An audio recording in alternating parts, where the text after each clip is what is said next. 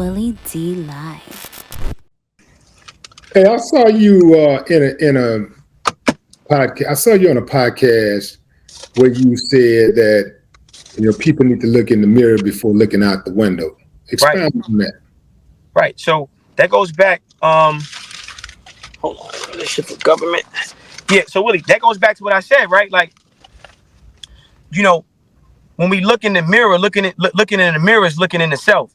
And when you're looking in the self, you have to you start to study and learn and unpack like who you are, what powers you possess, and what have our ancestors created and contributed to the world by looking in the mirror.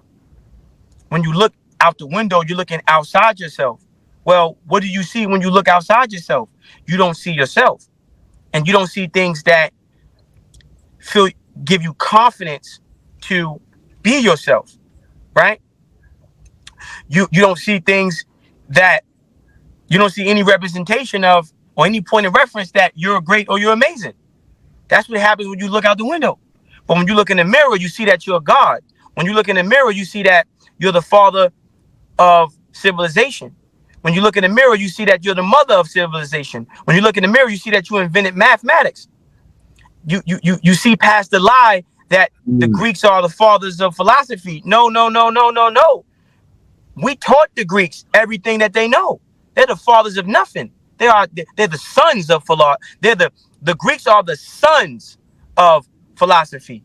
We're the fathers of this shit, right? So now when you start looking in the mirror, you start to see who you are.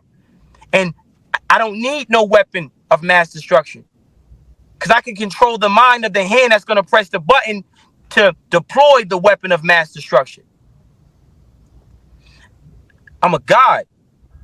So that's why it's imperative. It is pertinent. It is important for us to know who we are, and to develop the things that make us who we are, and then apply those things to our existence, and apply those things when we're building the institutions that are going to be that are going to comprise our nation, and the protection, right? And building these institutions and building these groups that are going to protect our nation. But it has to be us protecting us, not us using the weapons of our enemies, because the weapons of our enemies will not protect us in this war, because it's a spiritual war. But yeah, what do you get? How long the spiritual war gonna take before we start winning? 3 minutes. Because it takes the body 3 minutes or more to produce chemicals associated with the thoughts that you think.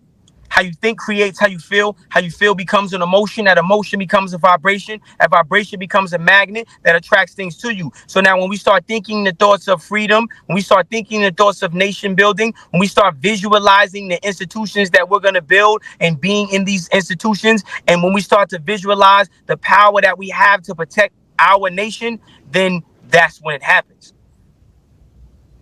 Yeah. Right? But we're gonna need a part 2 for that. But I want to talk. You was going into Kamala and shit like that. Yeah. What are your thoughts on Kamala? Kamala. Why I'm saying Kamala? I'm saying Kamala. Kamala. What are your thoughts on Kamala Harris? Okay. The first issue I have is, well, we kind of have a peek into what her presidency looks like, because she's currently in office as an acting vice president.